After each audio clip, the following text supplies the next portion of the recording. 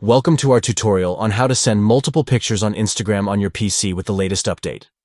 Instagram has made it easier to share multiple photos in a single message. Let's walk through the steps together. Step 1. Begin by opening your Instagram account on your PC. Ensure you are logged in to access your account and features. Step 2. Next, open the chat where you want to send the multiple pictures. Select the chat to enter the conversation. Step 3. Look for the photo icon within the chat window and click on it to choose the photos you want to send. You can select multiple photos by holding down the Ctrl key while clicking on each photo. Step 4. After choosing the photos, click Open to add them to the message composition. Step 5. Finally, click on the Send button to share the selected photos with the recipient or group.